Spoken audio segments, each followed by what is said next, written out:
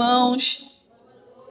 Motivo, né, de gratidão ao nosso Deus, né, por mais uma noite, né, na casa do Senhor, aonde nós viemos, né, mais uma vez, né, prestar culto, né, ao nosso Deus, né, aquele que é digno, né, de toda honra e de toda glória. Nós vamos, né, fazer uma oração, né, de gratidão ao Senhor, né, pela nossa chegada, né, e também, né, que o Senhor ele possa continuar, né, na direção, né, deste culto, né, que ele possa estar conduzindo, né, a cada um de nós. Eu gostaria que a irmã Raina estivesse fazendo essa oração, né, de entrega, né, entregando, né, este culto, né, nas mãos do Senhor, né, tudo que será feito.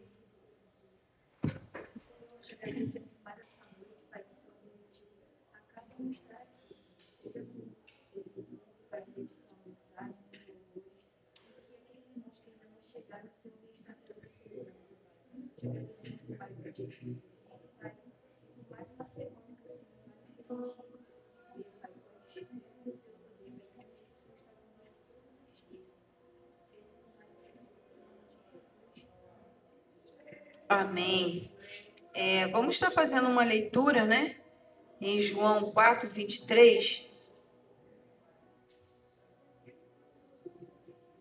que diz assim: mas a hora vem, e agora é em que os verdadeiros adoradores adorarão o Pai em espírito e em verdade, porque o Pai procura a tais que assim o adorem, né?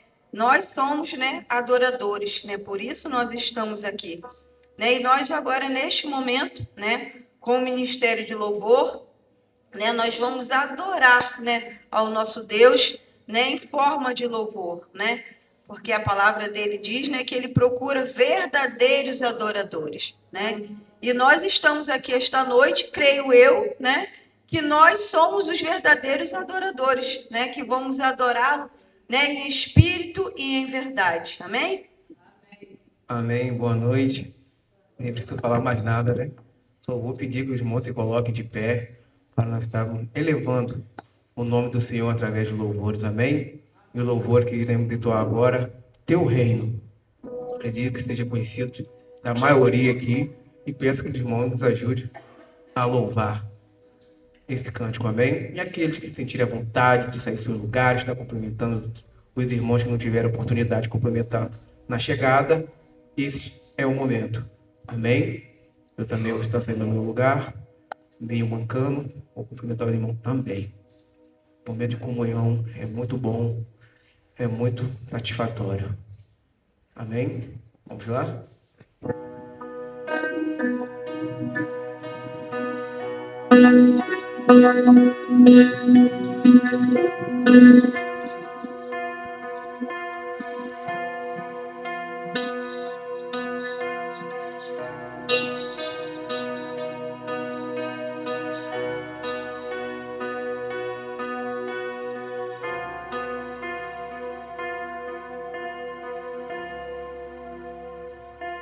O Senhor se abarra,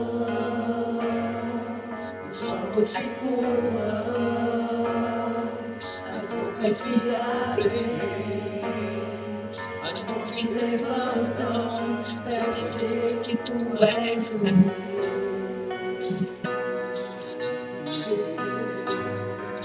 Para dizer que tu és o Senhor.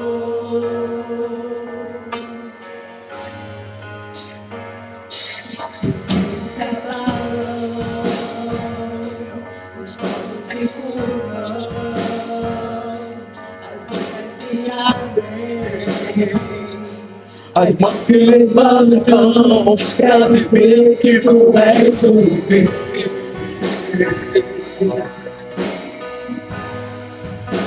Que tu és o Senhor.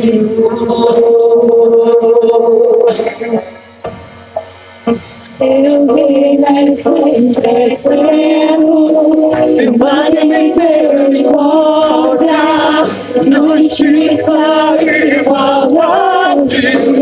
bondade e fidelidade, a tua igreja te adora. A tua igreja te adora.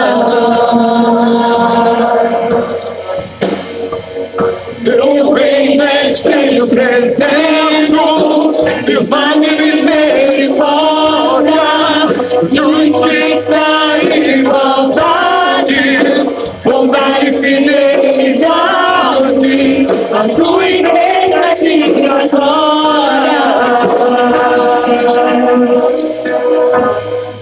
A tua igreja te adora.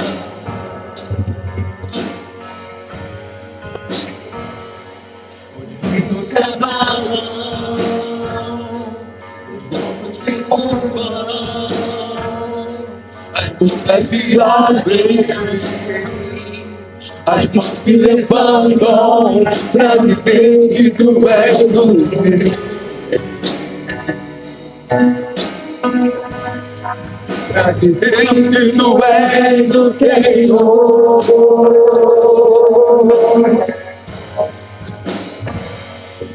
Sem cavalo, os povos se curvam, as bocas se abrem, as mãos se levantam pra dizer que tu és o rei. Pra dizer que tu és o Senhor. Pra dizer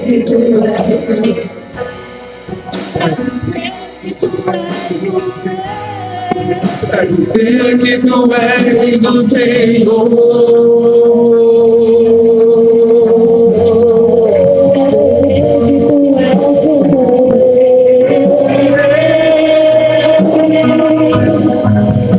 Pra dizer que tu és o Senhor. Teu reino é sempre eterno, e vai me misericórdia, justiça e igualdade, bondade e fidelidade, a tua igreja te adora. A tua igreja te adora. Teu reino é sempre eterno, e vai me misericórdia, justiça e igualdade, bondade e fidelidade, a tua igreja te adora. A tua igreja te adora.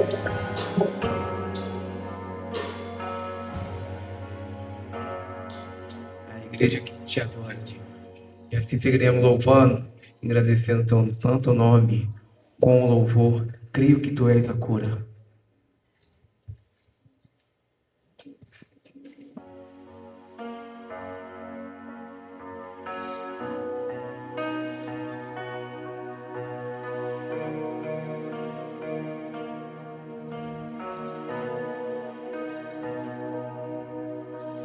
Escutas quando clamo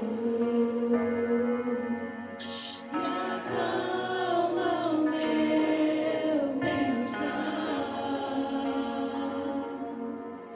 Me levas pelo fogo, curando todo meu ser.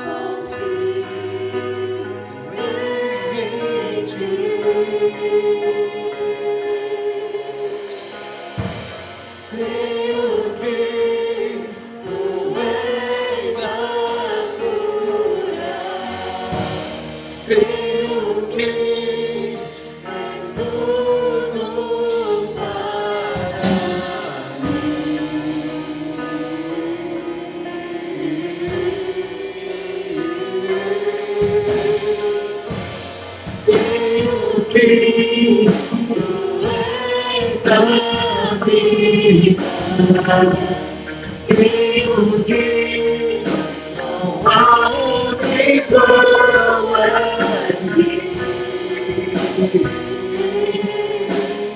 Tudo eu preciso de ti.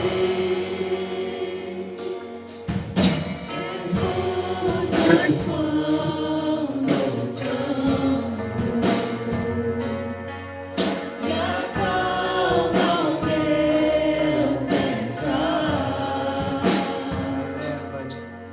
me leva pelo fogo, Curando. curando todo meu ser.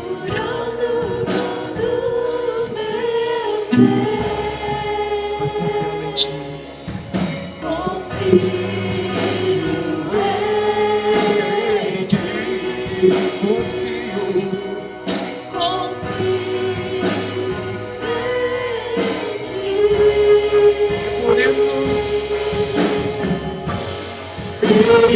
Creio que tu és a luz.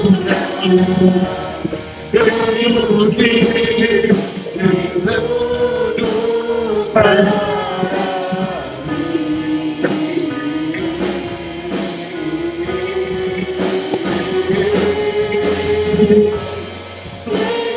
Creio que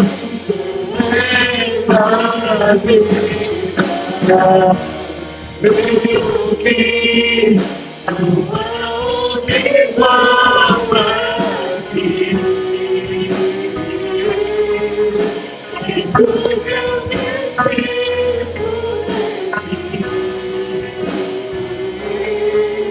Não há outra igual a ti.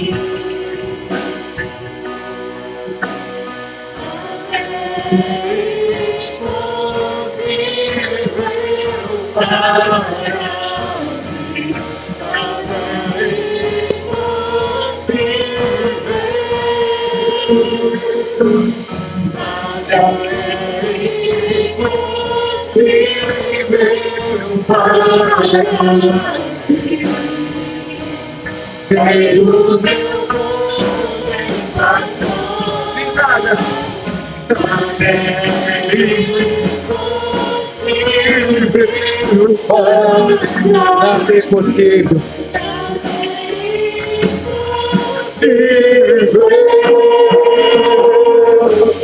Nada é impossível para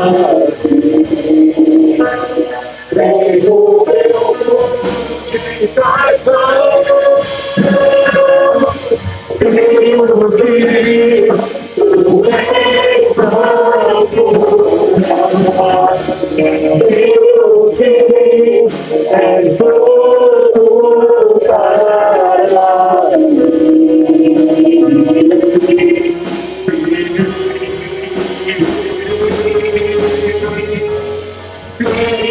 que tu és a vida. Creio que não haverá outro. Tudo eu preciso. Não há outra igual a ti. Jesus, eu preciso de ti. Não haverá outro igual. Jamais. Nosso Deus é único e suficiente. E assim seguiremos para louvar com poder para salvar. E cremos também que Deus é que tem a totalidade, o poder para salvar, para curar, para promover o sobrenatural em nossas vidas. Então vamos louvar. Poder para salvar.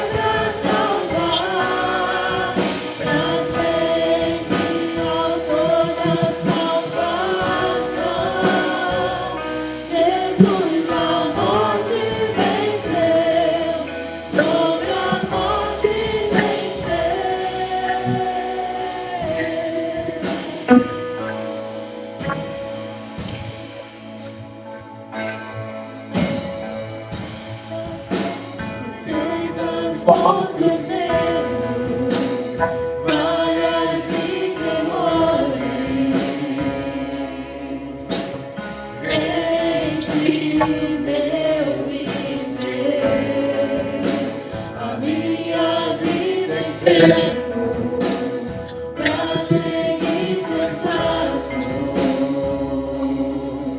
Aqui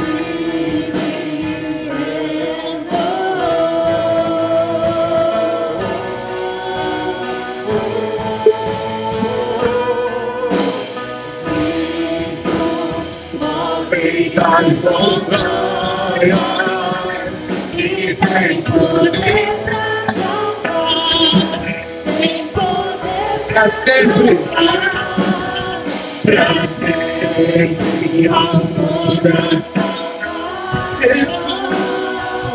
Jesus, eu não posso vencer, eu não posso vencer. Obrigado por esse modo de montanhas. Tem poder pra salvar, tem poder Pra sempre, pra sempre, ao coração Jesus não pode vencer, não pode vencer.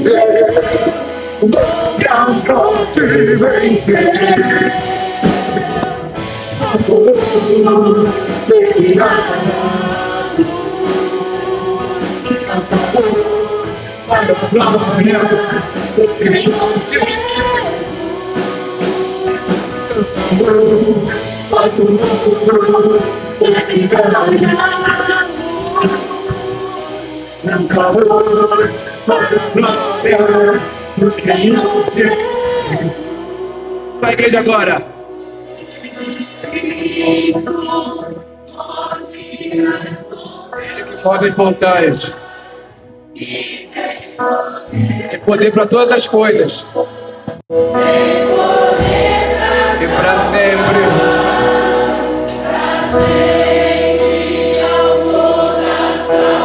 Jesus, a morte venceu.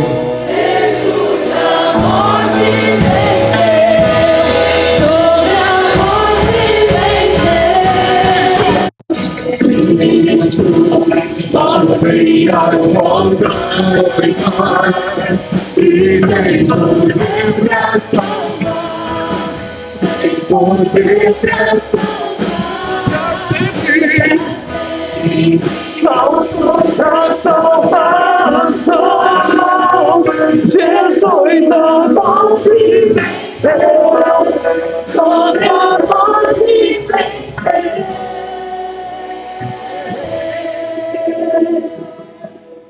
Obrigado, Pai, a tua morte naquela cruz. Venceu e levou nossos pecados. Sabemos que não somos merecedores de nada, mas o Senhor é misericordioso para conosco. Por isso estamos aqui, te louvando, te adorando, porque reconhecemos isso. Toma conta daquele que não pôde estar aqui na sua casa, Pai. Deixa ele também, ó Deus, que está em dificuldade, esteja enfermo, desanimado. Que o Senhor esteja restaurando, Pai. Continue tomando conta da Big Mog. Continue, ó Pai, nos dando sabedoria.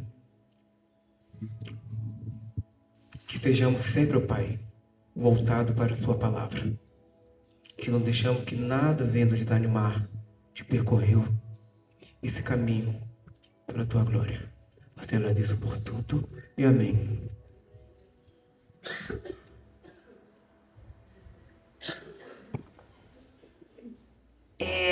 Agora nós vamos, passar para o nosso momento de fidelidade, o momento em que nós, separamos, nossos dízimos e ofertas, assim, para estar devolvendo, ao Senhor.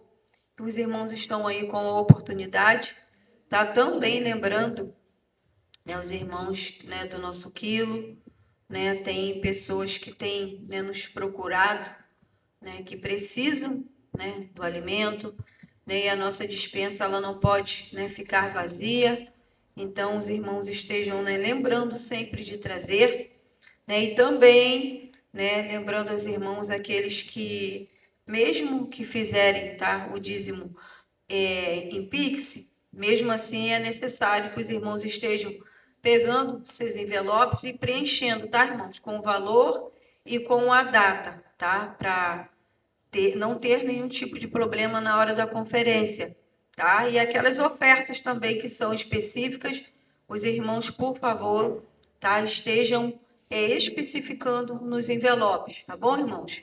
Porque se a gente encontra ali um envelope que não esteja nada escrito, ela vai ser lançada como oferta voluntária, tá? Aí, às vezes, o irmão fala assim, mas eu ofertei para a obra. Como que a gente vai saber? Não tem como, né?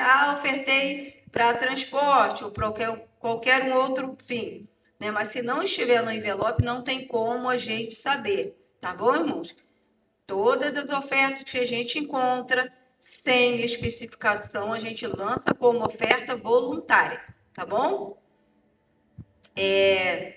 Então, esse é o momento, tá? Os irmãos estão com a oportunidade, tá, de estar assim, ofertando aquilo que o Senhor pôr no coração de cada um.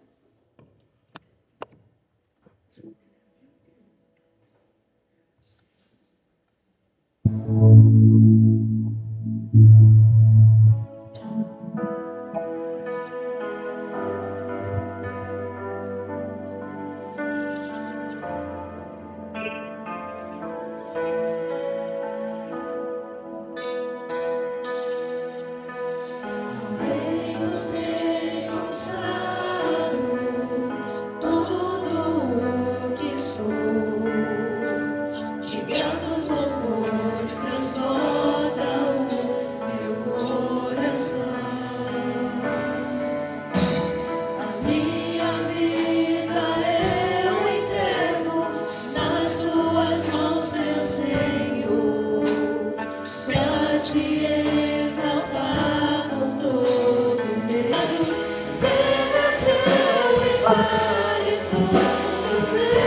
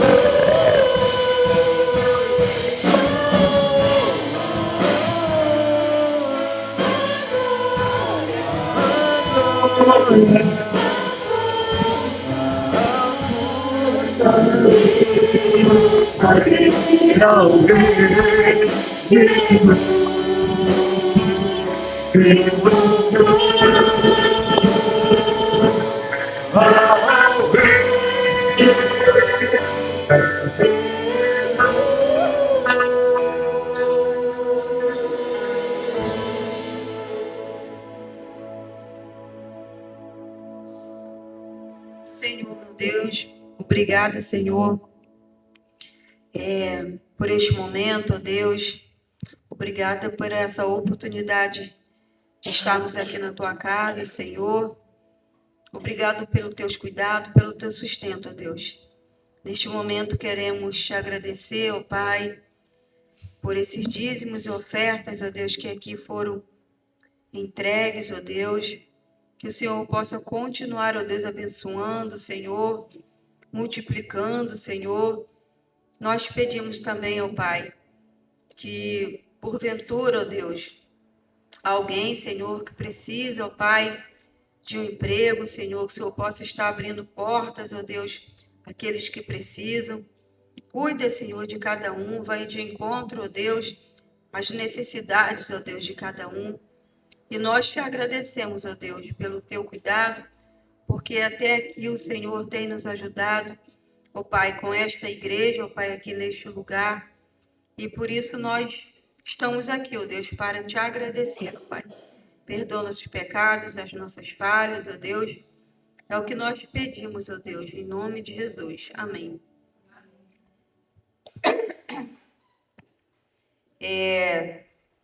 Lembrando, irmãos, que no domingo, né, pela manhã, né, o culto, né, ele será na direção, né, do departamento infantil, tá? É um culto infantil, né? Ele vai ser voltado, né, para nossas crianças, né? Mas toda a igreja, né, deve se fazer presente, né? Porque é um momento, né, diferente, né?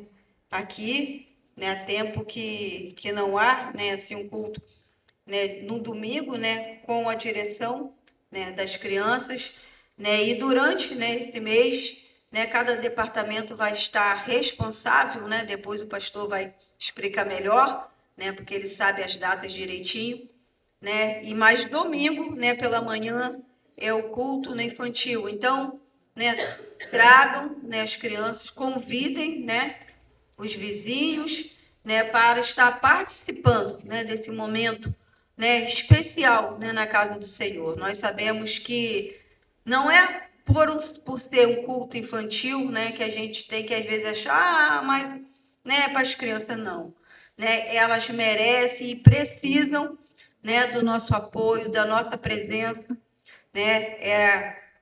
As crianças, né, não é o futuro, é o presente, né, da agora, é o presente da igreja, né? Cada um, né, com as suas dificuldades, né, às vezes, né, com as suas peraltices, né, mas eles sempre estão aqui, né, sempre fazendo, né, aquilo, né, que é, né, de acordo com a idade deles, mas agradando, né, o Senhor, né, de forma, né, da idade, né, mas não menos importante do que nós, né, irmãos? Nós sabemos que, né, o verdadeiro louvor, né, digamos assim, né, vem do coração também de uma criança, né? Às vezes a gente, né, acha que vem só para bagunçar, para correr, não. Eles prestam atenção da forma dele, mas prestam, né? Cada um tem o seu tempo.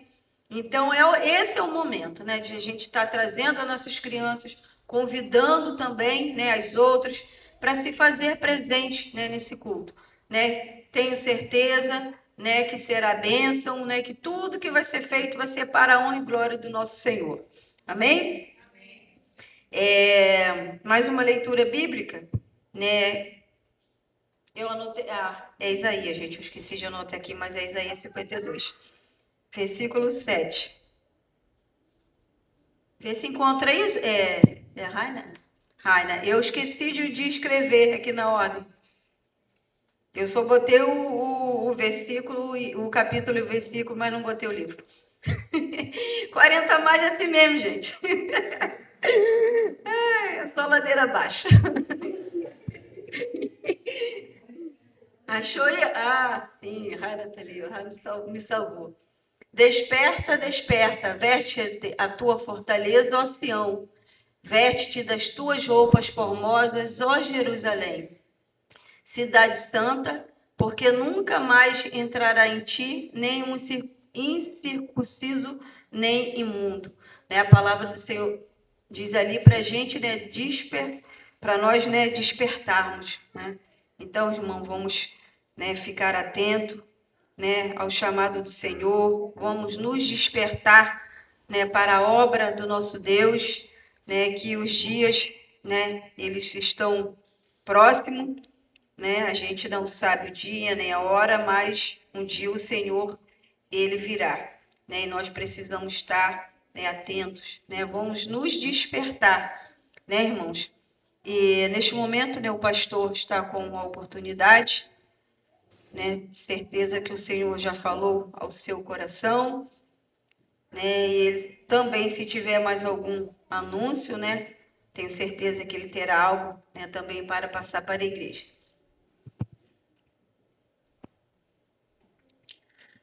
Boa noite, irmãos.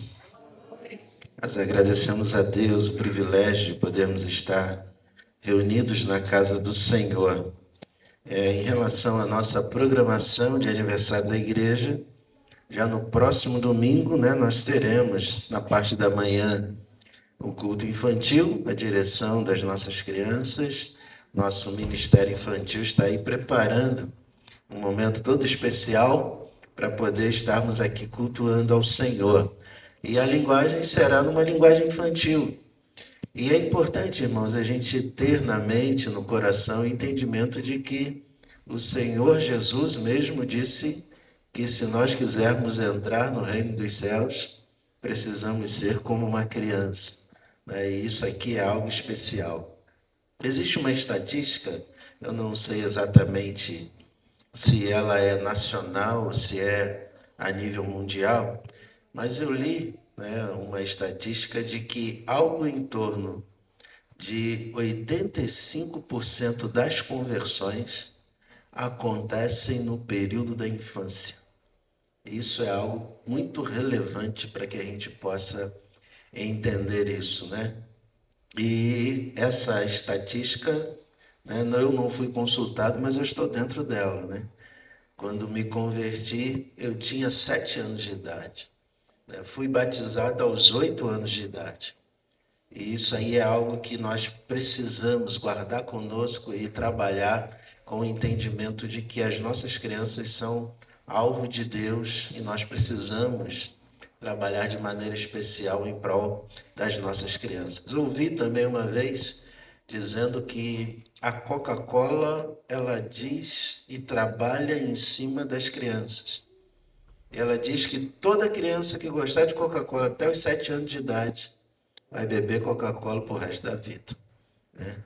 E é uma realidade, ou seja, tudo aquilo que nós aprendemos, obrigado, enquanto criança, nós guardamos para a vida toda.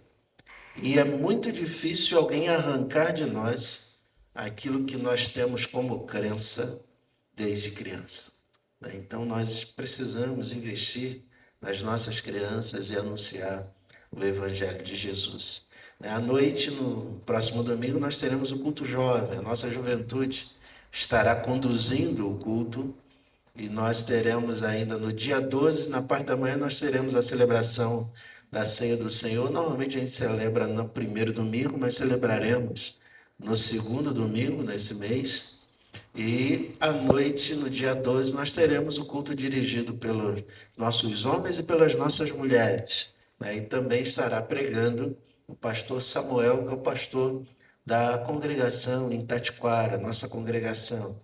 E nos dias 19, estará de manhã e noite aqui o pastor Cremilson.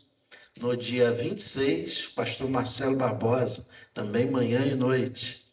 No dia 1º de agosto, nós teremos aqui o pastor Raimundo, também manhã e noite. No dia 30, que é exatamente o dia do aniversário da igreja, nós teremos o pastor Assis e teremos também uma participação musical dos irmãos lá da primeira igreja de Araruama, que foi a igreja que nos organizou. E também no dia 1º de agosto, eu falei, pastor Raimundo dia 1º, pastor Raimundo é dia 2 de agosto, né, que é o domingo. 1º de agosto é o sábado, e nós teremos nosso intercâmbio evangelístico, né, onde nós desejamos estar aqui evangelizando o nosso bairro.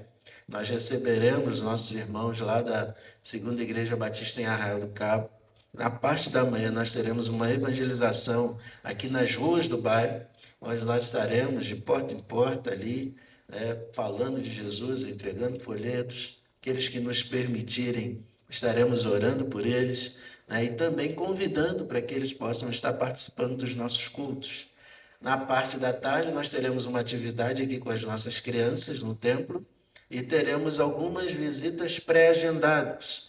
E para que a gente possa ter essas visitas, irmãos, é preciso da ajuda dos irmãos para nós agendarmos, né? E o objetivo nosso, né, o objetivo principal, é que a gente possa fazer essas visitas aos parentes dos membros da igreja que ainda não são crentes.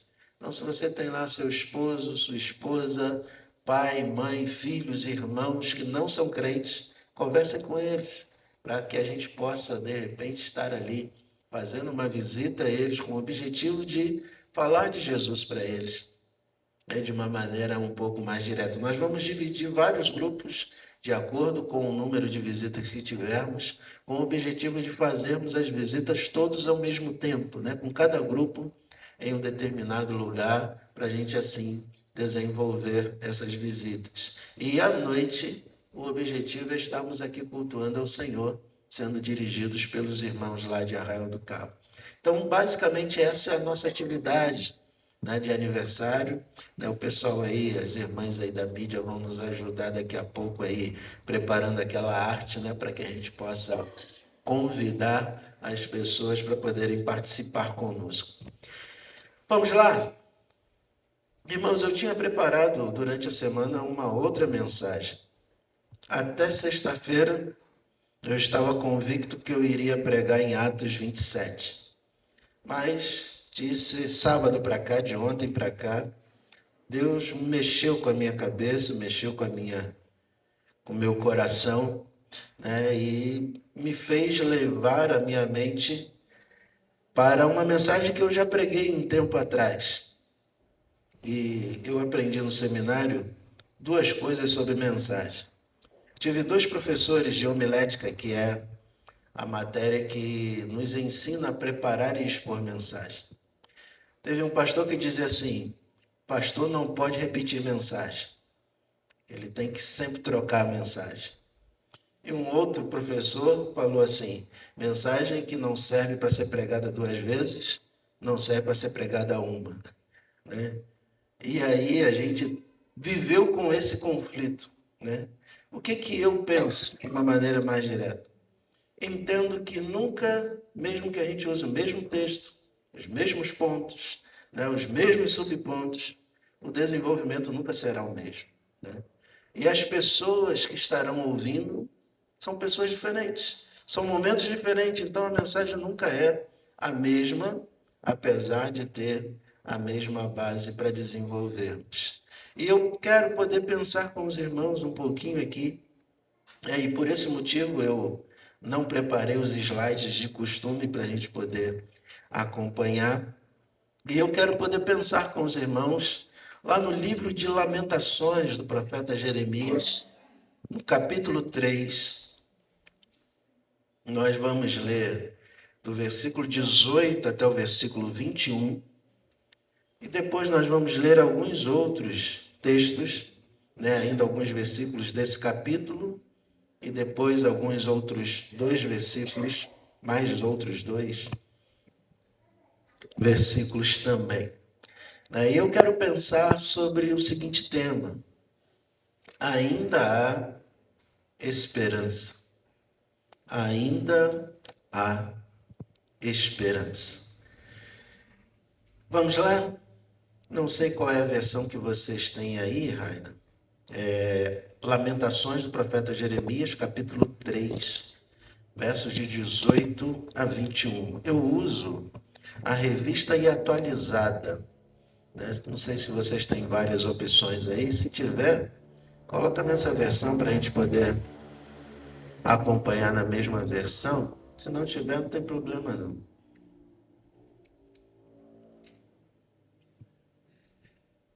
Isso, muito bom. Vamos lá, diz assim a palavra do Senhor. Então disse eu: já pereceu a minha glória, como também a minha esperança no Senhor. Lembra-te da minha aflição e do meu pranto, do absinto e do veneno. Minha alma continuamente os recorda e se abate dentro de mim. Quero trazer à memória o que me pode dar esperança. Vamos repetir esse versículo, irmãos, todos juntos. Quero trazer à memória o que me pode dar esperança. Vamos orar, vamos falar com Deus. Santo e eterno Deus, nós somos gratos a Ti. Somos gratos a Ti porque aqui estamos diante da Tua palavra. E nós queremos, ó Deus, pedir ao Senhor que fale aos nossos corações. E que a Tua vontade, o Teu querer, possa verdadeiramente, ó Deus, prevalecer em nós.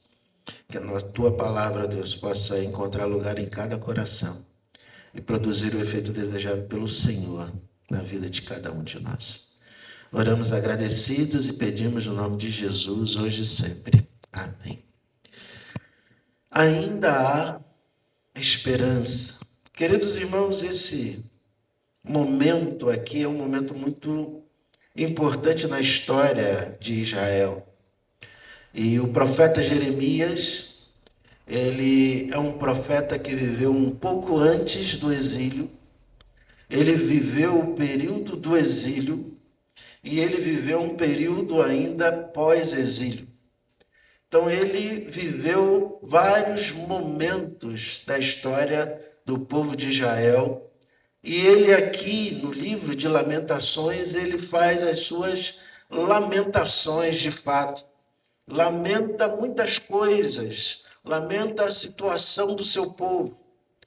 E aí, só para que a gente possa ter uma compreensão melhor, para que a gente possa, então, chegar a esse momento e trabalhar aqui algumas coisas, que é o que nós precisamos guardar na nossa mente, no nosso coração.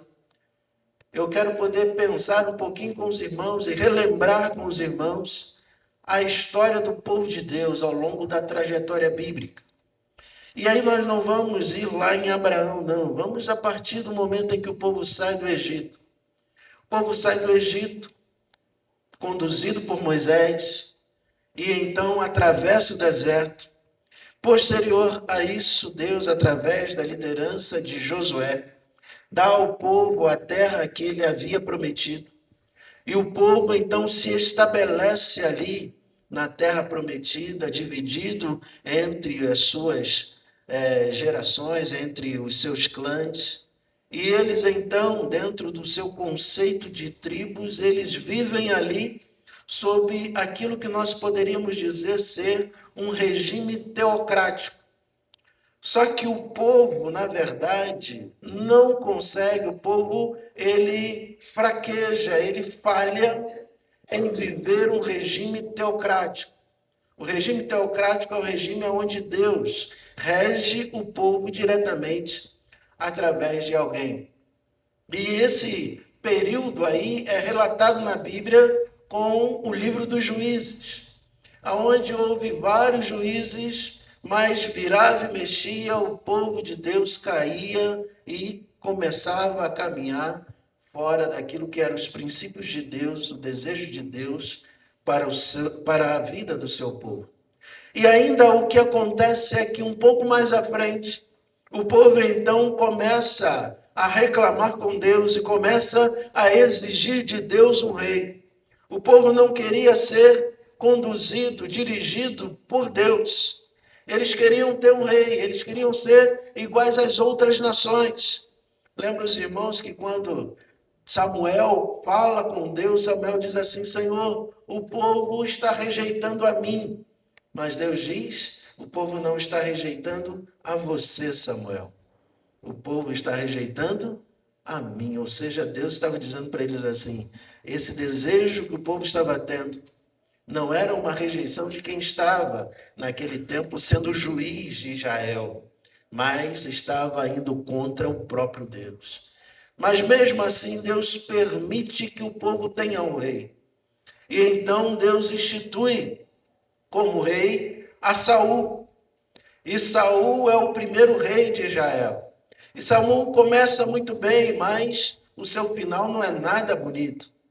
E aí chega então o momento em que Deus, por amor e misericórdia do povo, Deus então levanta um rei segundo o seu coração. E ele então institui Davi como rei de Israel. E se nós formos olhar com um cuidado devido para a história do povo de Israel, foi o único tempo, o único momento em que o povo de Israel, de fato, foi uma nação coesa. Realmente era um bloco sólido. Realmente o povo vivia com todas as tribos em união.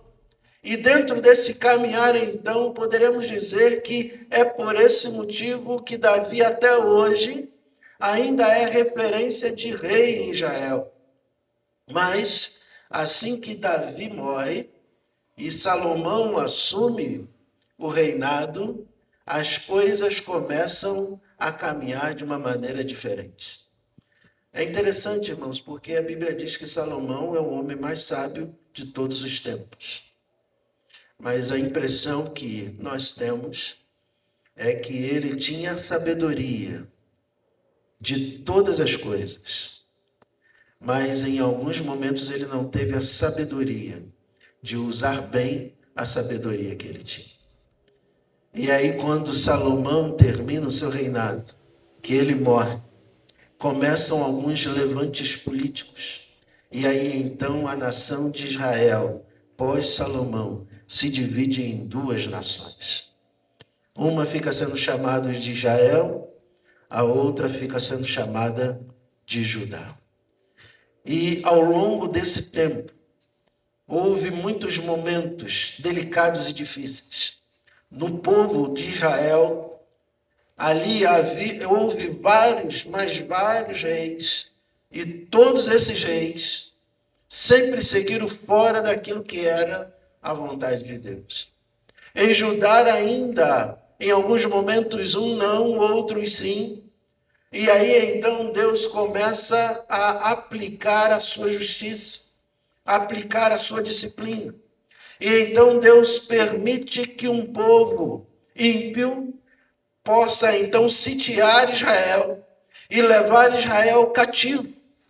E na verdade, sobre o contexto da descendência daquele povo, hoje nós temos muitas dificuldades para poder identificar esse povo. Mas Deus preserva a Judá. E ele, então, por amor a Davi, ele preserva Judá. Mas o povo, o reino de Judá, também viveu muitos momentos delicados. E aí chega um tempo em que o povo tem lá um bom rei, que é Josias.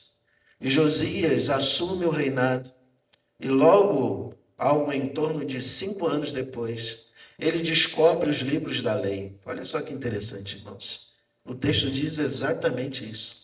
Eles descobriram os livros da lei. Sabe o que significa dizer isso? Que, na verdade, a Bíblia que eles tinham, que eram os escritos de Moisés até então, estavam largados em algum canto, abandonados em algum lugar. E, na verdade, eles nem sabiam onde.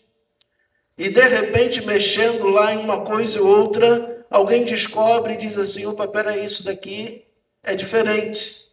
E aí, então, ao ler ali a lei e entender aquilo que o texto estava dizendo, há um grande movimento de reavivamento no povo de Judá. E dentro desse entendimento, então, as pessoas começam a confessar os seus pecados, as pessoas começam a se voltar para Deus, se arrependem do momento em que estavam vivendo, e acontece ali, então, um grande avivamento no povo de Judá. Mas quando Josias morre, assume outros reis que novamente levam o povo de Israel à idolatria. Basicamente, mais 2 reis depois de Josias. E é nesse tempo em que Jeremias vive como profeta ali no meio do povo. E então, Nabucodonosor, ele vem para poder sitiar, tomar o povo de Judá. para poder então fazer com que os judeus passassem a ser agora, a partir desse momento, não mais um povo livre, mas um povo cativo. E dentro desse momento ali, o povo fica tentando ali se proteger, se defender, e não queria permitir que a cidade de Jerusalém fosse invadida, que o templo fosse invadido, mas Jeremias continuava pregando e ele dizia: não adianta guerrear, não adianta se esforçar, porque, na verdade, a única coisa que vai fazer com que o povo não seja cativo é se o povo se arrepender dos seus pecados. E essa era a mensagem de Jeremias. E Jeremias prega essa mensagem para que o povo se arrependa da idolatria e volte-se para Deus. Mas o povo não dá ouvidos a Jeremias. E então Jeremias chora. E diz o texto da palavra de Deus que Jeremias, ele chorava porque via a destruição do seu povo. E Jeremias é considerado pelos estudiosos como o profeta chorão, porque ele via o que estava acontecendo e a sua tristeza por tudo que estava acontecendo, por tudo que o povo não conseguia entender, por não dar ouvidos à sua mensagem, por não dar atenção à necessidade de se arrepender dos seus maus caminhos, e trazia tanta tristeza ao coração dele, que ele então chorava. E então Nabucodonosor entra com seu exército, queima tudo, destrói o templo, leva cativo, e aí é uma coisa muito interessante, irmãos, porque ele leva cativo aqueles que são pessoas privilegiadas, as mentes privilegiadas, os mais inteligentes. Ele leva, e não sei aqui, se a gente poderia fazer uma comparação, mas é algo muito parecido com o que os Estados Unidos fizeram quando termina a Segunda Guerra, em que eles trazem, das nações que foram derrotadas, a grande maioria, por exemplo, da Alemanha, as mentes mais pensadoras, as mentes mais privilegiadas, para desenvolver uma imensidão de coisas. É nessa época, por exemplo, que Daniel e seus amigos são levados cativos também.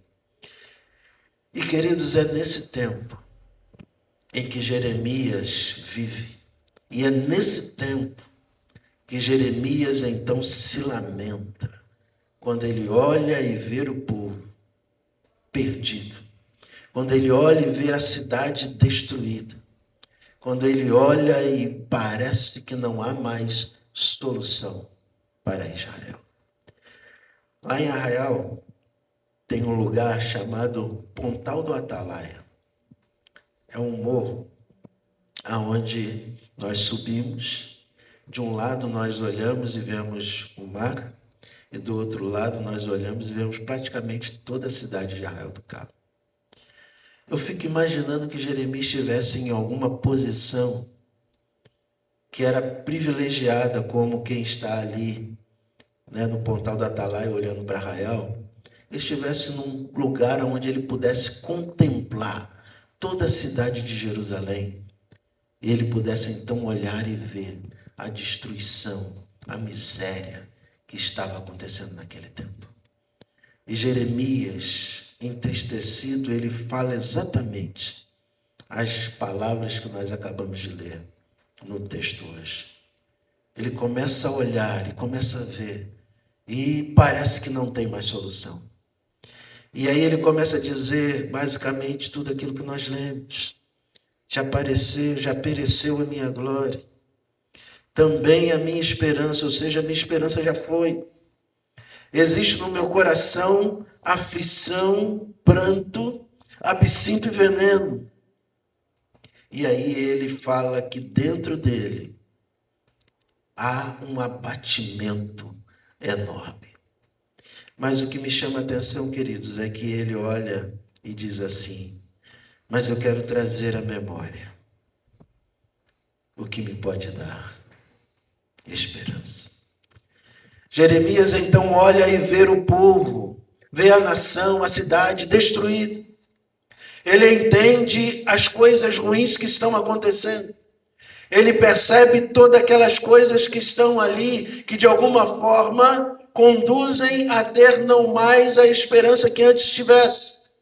E dentro desse contexto todo, então, Jeremias olha para Deus e diz assim: Senhor, eu não quero contemplar essa destruição. Eu não quero contemplar essa miséria. Não são essas coisas ruins que estão trazendo tristeza ao meu coração que eu quero contemplar. Eu quero poder enxergar e ter na minha mente, no meu coração, a certeza das coisas que podem trazer esperança para mim. E dentro desse entendimento, então, Jeremias começa a olhar para Deus e olhar para as circunstâncias de uma maneira diferente. E ele, então, pede ao Senhor: eu quero que o Senhor traga ao meu coração aquilo que pode me dar esperança. Queridos irmãos, e sabe o que Deus fez com Jeremias? Deus trouxe a Jeremias alguma coisa que pôde dar a ele a certeza de que ele poderia continuar, poderia seguir e poderia continuar esperando. E aí nós vamos ler alguns versículos. Eu gostaria que a Raina nos ajudasse. Aí mesmo no capítulo 3 de Lamentações de Jeremias, os versículos 22 e 23 primeiro. Depois a gente vai ler 24 e 25. E aí diz assim: as misericórdias do Senhor são as causas de não sermos consumidos, porque as suas misericórdias não têm fim. Renovam-se a cada manhã. Grande é a tua fidelidade. Queridos irmãos, Deus trouxe ao coração de Jeremias o entendimento da fidelidade dele.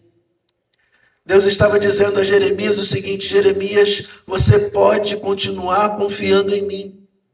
Eu sou fiel, Jeremias. Você pode continuar depositando a sua confiança em mim, porque eu não mudei. Eu continuo ainda sendo o mesmo. As circunstâncias parecem dizer que eu te abandonei, que eu abandonei o meu povo. Mas a verdade é que eu continuo sendo o mesmo. E Jeremias então traz isso ao seu coração. Ele entende e reconhece que na verdade Deus continua sendo o mesmo. Ele poderia continuar confiando em Deus. E para que ele pudesse confiar em Deus, havia duas coisas ali que ele começa a perceber e a entender. E uma delas é que as misericórdias do Senhor não têm fim. Queridos irmãos, se não fosse as misericórdias do Senhor, nós seríamos consumidos. Sabe o que Deus estava dizendo a Jeremias? Jeremias, você acha que a situação está ruim? Você está vivo, Jeremias. O povo ainda está vivo. Ainda existe um povo. E sabe por quê? É porque vocês são bons demais? Não, Jeremias. Porque vocês mereciam estar do mesmo jeito que a cidade está, destruída. Mas as minhas misericórdias estão mantendo vocês de pé. Queridos irmãos, as misericórdias do Senhor são a causa de nós não sermos consumidos. E ainda, essas misericórdias se renovam a cada manhã. Queridos, a gente faz tanta coisa ruim, que Deus tem que renovar a misericórdia dele todos os dias, para não nos consumir. Às vezes nós achamos que somos bons, mas na verdade, nós somos muito pior do que nós imaginamos que somos. E o que há de bom em nós é só aquilo que Deus, de fato, tem trabalhado em nós e nós permitimos que Ele possa mudar. Queridos irmãos, Jeremias fala para si mesmo: Deus é fiel. Deus é fiel. E essa fidelidade traz esperança ao meu coração. E a sua fidelidade se apresenta quando ele diz, ou quando ele demonstra as suas misericórdias sobre a minha vida. Jeremias ainda entende que a fidelidade de Deus se apresenta pela bondade de Deus. Olha o que diz o versículo 24 e 25. Ele diz assim: a minha porção é o Senhor, diz a minha alma. Portanto, esperarei nele. Bom é o Senhor para os que esperam por ele, para a alma que o busca. Ou seja, bom é o Senhor. Queridos, o Senhor é bom. Jeremias entende o seguinte: olha, eu posso confiar em Deus, porque Deus, ele continua sendo o mesmo. E as suas misericórdias não têm fim. As suas misericórdias se renovam dia após dia, e por esse motivo eu não sou consumido. Mas ainda eu posso esperar sim no Senhor, porque o Senhor é bom. E a sua bondade me faz entender que eu posso confiar nele. E então, o entendimento de que Deus é bom faz com que a gente possa entender: eu posso esperar no Senhor. E aí eu fico imaginando, irmãos. Fico imaginando. O exílio dura algo em torno de 70 anos. E Jeremias está ali dizendo: o Senhor é fiel. O Senhor é misericordioso. Eu posso continuar confiando em Deus porque Ele não mudou. Eu posso confiar em Deus porque Ele é bom. E aí passa um ano. E aí passa 2 anos. E aí passa 10 anos. E eu fico imaginando Jeremias falando isso e tentando convencer as pessoas de que Deus era bom, de que Deus é fiel, de que as misericórdias do Senhor ainda estão sobre o povo e de que, de fato, Deus continua o mesmo. E eu fico imaginando as pessoas dizendo para Jeremias assim: mas Jeremias, você não está vendo o que está acontecendo? Deus te abandonou, Jeremias. Deus, na verdade, não está nem aí para você mais. E aí Jeremias continua dizendo: o Senhor é fiel. E passa ano, mais anos e mais anos, até o momento em que chega a ação de Deus. Queridos irmãos, não é fácil, não é simples esperar. Principalmente nos tempos de hoje. Como é difícil esperar. Quer ver um exemplo muito simples que a gente tem dificuldade para esperar? Abre o seu celular, vai ver lá alguma coisa, e aí a internet demora 5 segundinhos para carregar o que você quer ver. O que você fala? Rapaz, essa internet está lenta demais. Está demorando muito. É assim que a gente faz. Mas Jeremias diz: o Senhor é bom para aqueles que esperam nele. Confiança exige perseverança. Confiar em Deus é acreditar que aquilo que a gente está vendo e que parece ser algo que não tem solução, ainda está sob o controle e domínio de Deus. Deus continua controlando a história, apesar de todas as coisas ruins que estão acontecendo ao nosso redor.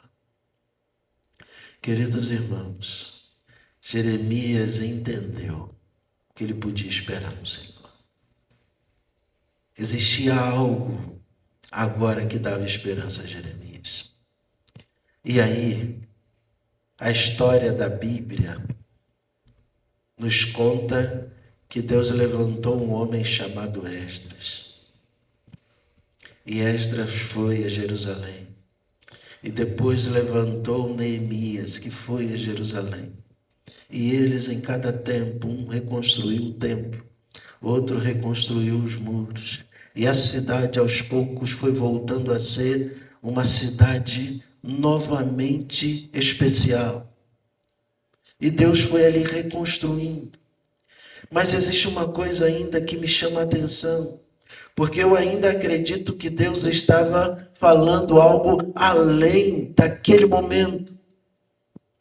Entendo que Deus estava falando não só da cidade de Jerusalém, física ali, que estava sendo reconstruída, mas Deus estava trazendo algo mais especial lá na frente.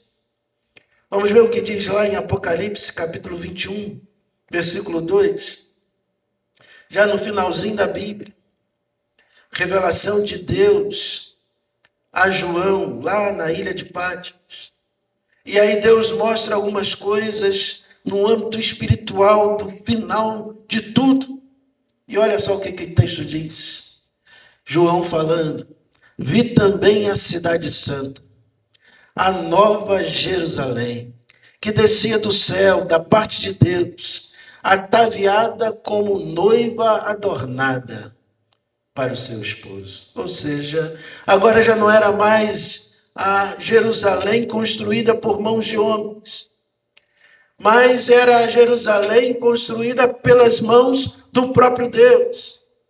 E então nós começamos a entender que Deus está falando que nossa esperança não está somente aqui.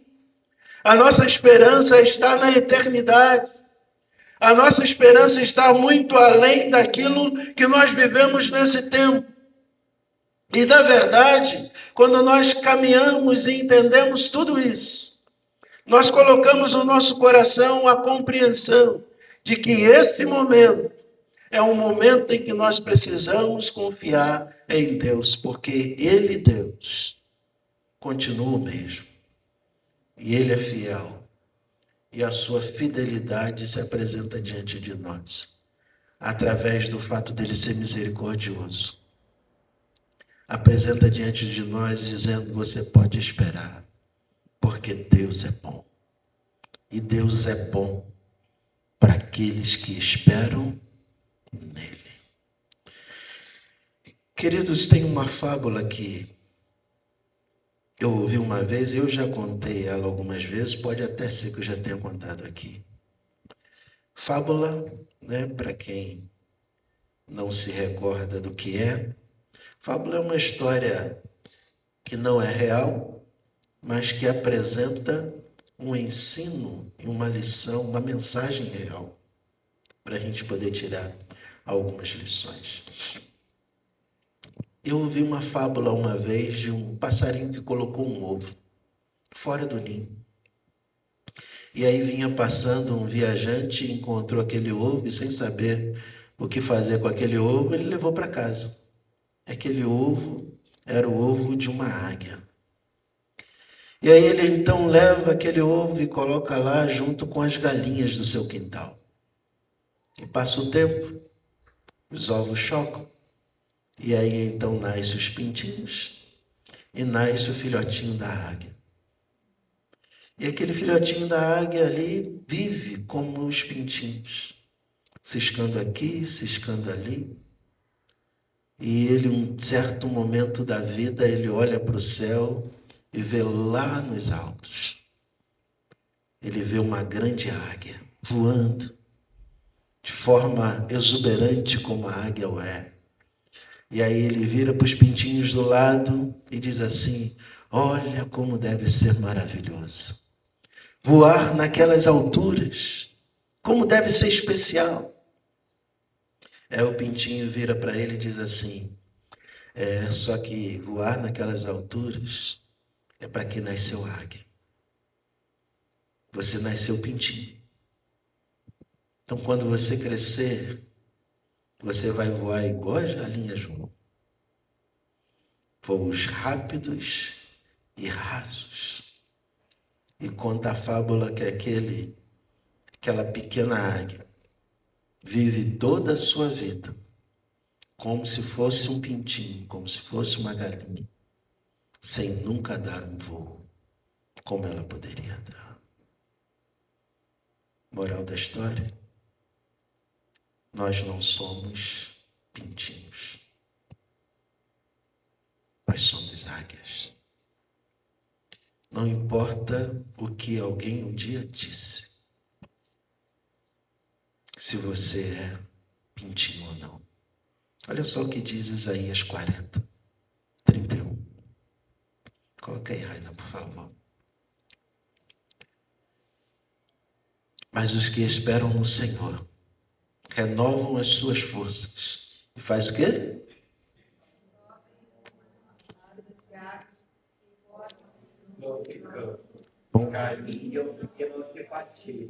Vamos voltar. Mas os que esperam no Senhor renovam as suas forças, sobem como?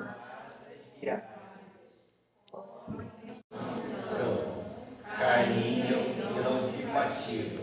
Queridos irmãos, aqueles que confiam no Senhor, aqueles que depositam a sua vida no Senhor, aquele que espera no Senhor, são águias. Voarão como águias. Queridos irmãos, nós não somos pintinhos. Muitas vezes nós encontramos pessoas que de alguma forma tentam nos desvalorizar. Às vezes porque elas acreditam naquilo. Às vezes porque elas, na verdade, são somente pessoas maldosas. Às vezes porque olham as coisas somente com os olhares desse tempo e não conseguem ver as coisas com os olhares espirituais. Não conseguem enxergar com os olhos de Deus. Queridos irmãos, aqueles que esperam no Senhor, eles podem e devem viver voos altos. Precisam sonhar alto. Precisam buscar grandes coisas. Porque, na verdade, o que Deus espera de nós é que nós, na verdade, sejamos pessoas que busquemos o melhor e nunca nos contentemos com um pouquinho só, se nós podemos ir além. E isso daqui é algo que nós não podemos permitir que falem para nós. Nós, na verdade, precisamos ter a nossa confiança, a nossa esperança em Deus e poder, então, voar como águias. E poder, então, queridos, avançar e seguir em frente e ir longe. Porque é isso que Deus espera de cada um de nós. Queridos irmãos, nós somos a igreja de Cristo. Nós somos a igreja de Cristo. E como igreja de Cristo, a nossa confiança precisa estar nele. A nossa confiança, a nossa esperança precisa estar no Senhor. Nós não podemos, em hipótese alguma, imaginar que nós não podemos fazer. Não podemos imaginar, em hipótese alguma, que nós não podemos conseguir realizar algo que há no nosso coração. Sabe por quê? Porque todos os sonhos que Deus coloca no nosso coração, Ele também coloca a condição de realizarmos esses sonhos. Mas para que esses sonhos sejam realizados, nós precisamos entender isso e precisamos seguir em frente e poder realmente fazer tudo isso acontecer. Queridos irmãos, Deus tem planos grandes para nós. Deus tem coisas especiais para a vida de cada um de nós. No contexto da vida de uma maneira geral. Na nossa família, no contexto profissional, mas Deus também tem planos especiais para nós como igreja dele, aqui nesse lugar. E nós não podemos imaginar que nós não somos capazes de fazer, porque nós somos. E somos capazes de fazer porque Deus é quem vai fazer com que nós tenhamos a condição de fazer. Queridos irmãos, a gente não pode simplesmente olhar para as dificuldades e os problemas. Nós precisamos olhar para quem tem a solução do problema. Jeremias olhava e via a cidade destruída. Jeremias olhava e via um povo sem solução. Mas ele não aceitou que isso fosse a realidade dele.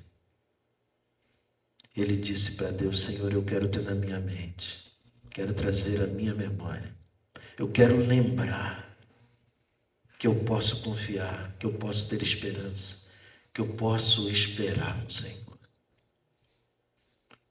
Queridos, quando nós vivemos situações de dificuldades, precisamos lembrar o que Deus já fez por nós. De onde Ele nos tirou e de onde Ele nos colocou. Precisamos lembrar de como Deus tem cuidado de nós.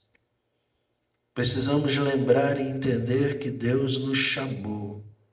E nos chamou para poder cumprir com a sua missão e realizar aquilo que Ele já colocou nos nossos corações. E nós, como igreja, precisamos de fato assim cumprir. Queridos irmãos, permita-me falar um pouquinho sobre nós. Estou aqui há pouco tempo. É possível que tenham irmãos que aqui também estejam há pouco tempo. Mas tem irmãos aqui que já viveram muitas histórias aqui.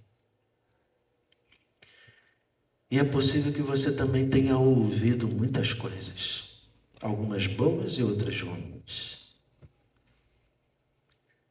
O que eu quero que você guarde na sua mente é as coisas que você já viu Deus fazer e realizar na sua vida e na vida das pessoas que caminhavam com você. E poder entender que Deus continua sendo o mesmo. O mesmo Deus da época de Jeremias é o Deus desse tempo. O mesmo Deus que restaurou vidas lá atrás, Ele continua restaurando vidas nesse tempo. O mesmo Deus que perdoou os pecados lá nos tempos passados, é o mesmo Deus que continua perdoando pecados a quem se arrepende e confessa seus pecados a Ele nesse tempo.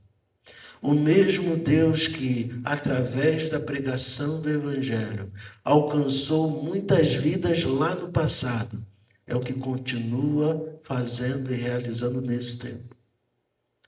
E Ele espera que nós, a sua igreja, façamos isso. Porque é conosco que Deus conta. Deus conta comigo e com você, para poder realizar a obra que Ele nos deu como missão para poder realizarmos. Queridos irmãos, as dificuldades sempre vão estar presentes. Sempre haverá dificuldades, sempre. Sempre haverá problemas. Sempre haverá. Mas nós precisamos entender que nenhum problema, nenhuma dificuldade é maior do que Deus. Nenhuma dificuldade, nenhum problema que não haja solução em Deus. Não existe nenhum problema insolúvel para Deus. Não existe nenhum pecado que não seja possível ser perdoado por Deus. Então, nós não podemos simplesmente olhar e dizer assim: não adianta pregar para fulano. Adianta sim. E nós precisamos pregar. Porque o que a palavra de Deus diz que o único pecado que não tem perdão, ele é aquele pecado de quem não reconhece Deus como Senhor e como perdoador. É isso que significa a expressão que é dita ali da blasfêmia contra o Espírito Santo. Alguém que não reconhece Jesus como Deus, como aquele que é capaz de perdoar os pecados. Mas todo aquele que se arrepender, esse terá os seus pecados perdoados. Mas para que ele se arrependa, nós temos que pregar o Evangelho. Nós temos que anunciar a palavra de Deus. Queridos irmãos, nós como Igreja de Cristo, precisamos entender quais são os sonhos que Deus tem colocado no nosso coração. E precisamos entender o que nós queremos. Que tipo de igreja nós queremos ser? Nós queremos ser um tipo de igreja que se fecha entre si e se reúne para poder cantar, louvar e ouvir uma mensagem. Ou nós queremos ser uma igreja que possa verdadeiramente ser relevante no reino de Deus e poder verdadeiramente transmitir o evangelho da salvação. Nós queremos ser uma igreja que não está nem um pouco preocupada com as coisas que estão ao nosso redor. Nós queremos ser uma igreja que se preocupa com as vidas que estão morrendo e indo para o inferno. Porque a palavra de Deus diz que uma vida vale mais do que o mundo inteiro. Jesus Cristo morreu na cruz do Calvário pelas vidas. E se nós soubéssemos o valor que tem uma vida, há uma música muito antiga que diz isso, né? Você sabe o valor que tem uma alma? Meus irmãos, nós precisamos entender e viver o ser igreja de fato. Entender que há esperança, ainda há esperança. Mesmo quando tudo parece perdido, Deus continua no controle de todas as coisas. E Deus espera que eu e você, que nós como igreja, possamos verdadeiramente cumprir com a missão que Ele nos deu. Talvez você possa dizer assim, mas eu não tenho condições de fazer isso. Eu não sei fazer, eu não sei falar, eu não sei pregar, eu não sei fazer nada. Quem sou eu? Queridos irmãos, quantos homens de Deus, homens e mulheres de Deus ao longo da história bíblica e da história da igreja, foram levantados por Deus e pareciam ser pessoas que não tinham condições de fazer nada. E se tornaram pessoas relevantes porque se colocaram nas mãos de Deus. Há uma história muito interessante eu não me lembro o primeiro nome dele, a pronúncia exata, né? Mas o sobrenome dele é Moody. Eu acho que é Dwight Moody o nome dele. Hoje em dia nós encontramos alguns escritos deles que norteiam muitas coisas no contexto da vida como igreja. E nos ajuda a entender muitas questões relacionadas à palavra de Deus. E esse homem era um sapateiro nos Estados Unidos. Falava todo errado. E ele imaginava que não era capaz de fazer a obra de Deus, mas permitiu que Deus o usasse. E ele assim foi aquele homem usado por Deus, que impactou uma geração. E se não me falha a memória, através do trabalho dele, 2 ou 3 gerações depois, é que Billy Graham se converte. Billy Graham, que é considerado o maior pregador da história do século XX. Queridos, nós precisamos nos colocar à disposição de Deus. Nós precisamos entender que ainda há esperança. Ainda há esperança para mim, para poder ainda fazer o que Deus quer que eu faça. Ainda há esperança para você fazer o que Deus está colocando no seu coração para fazer. Ainda há esperança para as pessoas que estão nos esperando chegar lá para poder anunciar o Evangelho, para que elas se convertam. Ainda há esperança para uma nação que precisa que o povo de Deus seja povo de Deus na essência, para que tudo possa mudar. Que Deus, irmãos, nos ajude. Que Deus verdadeiramente possa trabalhar na nossa mente e no nosso coração.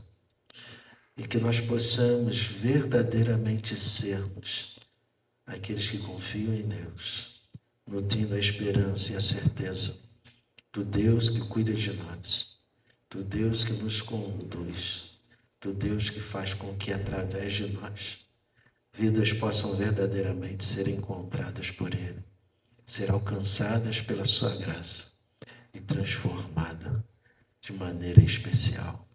A minha pergunta para você é: como é que está a sua esperança? Como é que está a sua esperança?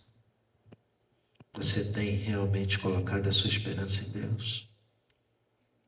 Ou você não quer mais esperar? Ou você acha que não tem mais jeito? Quero dizer para você que o desejo de Deus é que a gente possa colocar no nosso coração as coisas que nos dão esperança. Permita-me contar algo que vivi hoje à tarde. Estava me arrumando para poder vir para o culto. E a minha prima me ligou. É a prima que eu mais amo. Nós crescemos juntos. Somos como irmãos. E ela é do candomblé. Mas toda vez que as coisas ficam complicadas para ela, é para mim que ela liga. E ela me ligou, a minha tia, a mãe dela, faleceu há alguns meses. E ela tem vivido momentos bem delicados emocionalmente. Aí me ligou, quase chorando, falando que não estava mais aguentando, alguns processos, de documentação que ela estava tentando resolver. E aí falou para mim assim: primo, eu posso falar com você um pouquinho?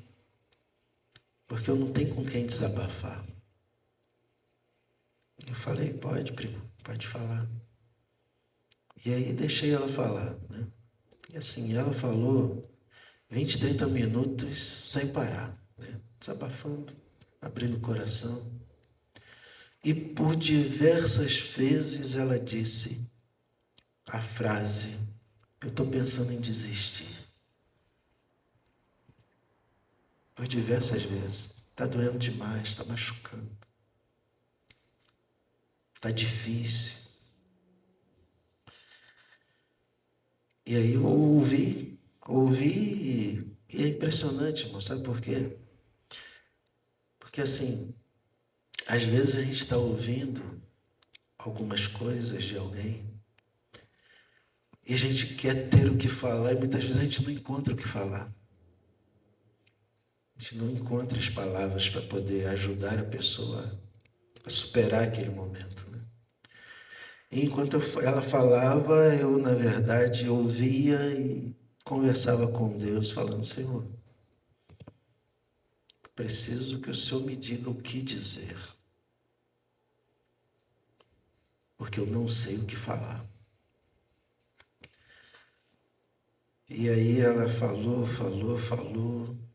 e aí quando ela parou, aí eu só falei duas coisas para ela assim. Eu falei: prima, sei que está difícil e é difícil, mas isso é importante para você. Se for importante para você, não desista. Continue.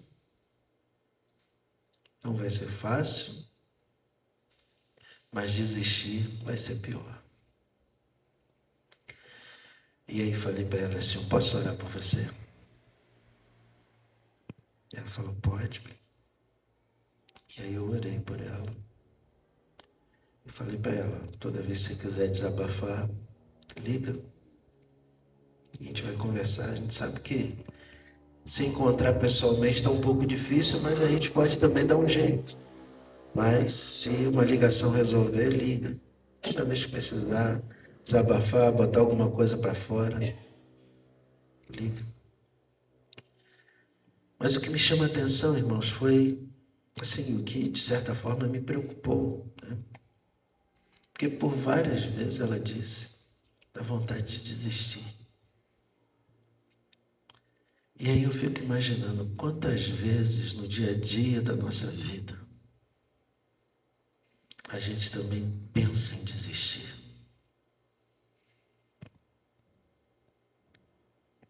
E aí existem aqueles que estão pensando em desistir do casamento. Existem aqueles que estão pensando em desistir dos seus filhos que estão dando muito trabalho. Existem aqueles que estão pensando em desistir do seu trabalho. Existem aqueles que estão pensando em desistir do seu estudo. Existem aqueles que estão pensando em desistir dos seus sonhos. E existe até aqueles que estão pensando em desistir da caminhada com Deus. Mas nós precisamos lembrar que por mais que as coisas estejam difíceis, Deus continua o mesmo. E eu posso esperar nele, porque as suas misericórdias não têm fim. E a sua bondade, ela alcançará aqueles que esperam nele. Então, queridos, continuem. Entendam a vontade de Deus e continuem firmes, entendendo que a vontade de Deus sempre vai prevalecer, porque Ele, Deus, continua Senhor da história. Vamos orar? Vamos falar com Deus. Baixe sua cabeça. Feche os seus olhos.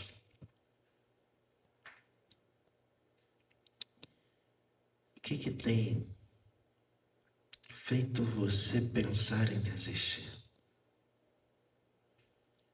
Eu gostaria que você pudesse colocar isso diante de Deus e pudesse também entender que Deus, ou em Deus, ainda há esperança para poder vencer, superar e seguir em frente, mesmo com essas dificuldades.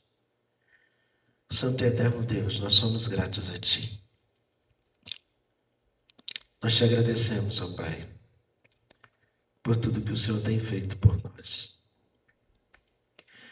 Nós te agradecemos, ó Deus, porque o Senhor enviou Jesus Cristo a esse mundo, para que através dele nós pudéssemos, ó Pai, receber o perdão dos nossos pecados e poder viver a eternidade com o Senhor.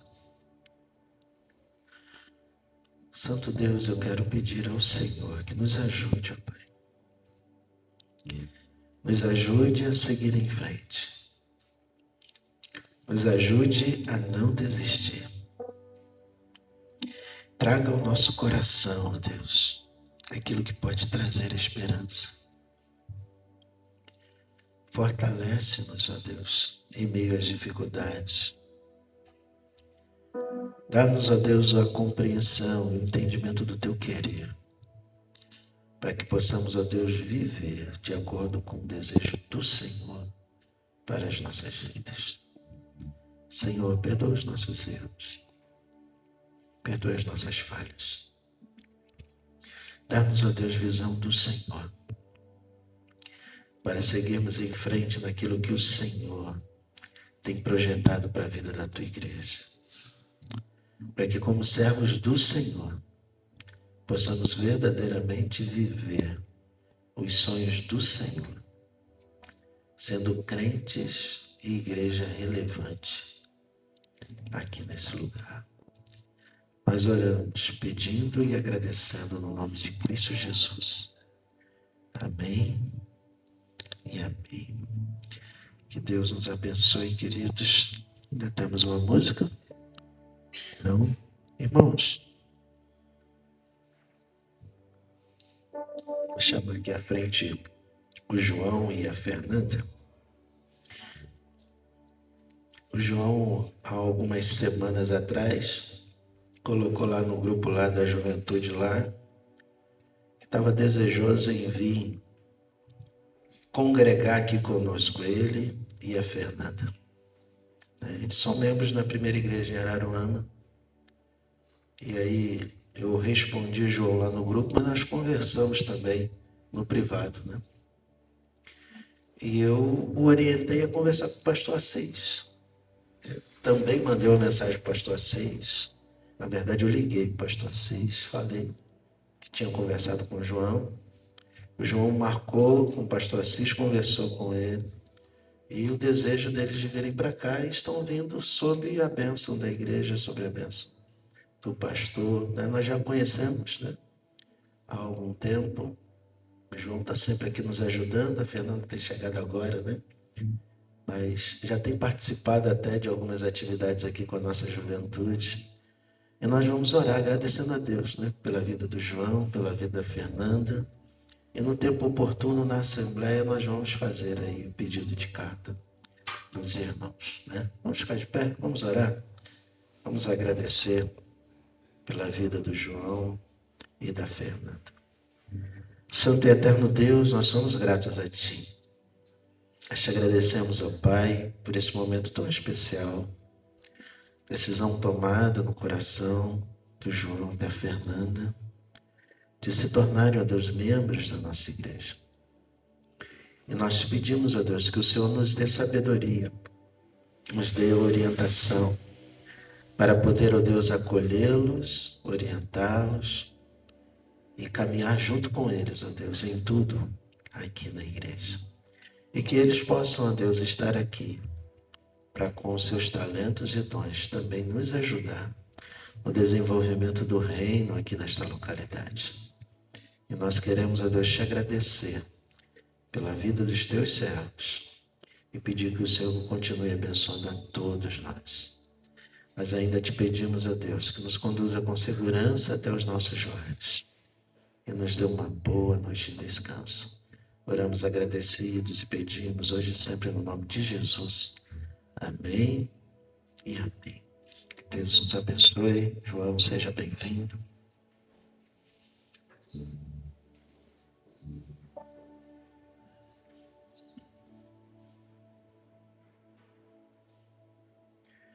Irmãos, corações silenciosos, nós estaremos encerrando o culto desta noite. Que Deus abençoe a todos.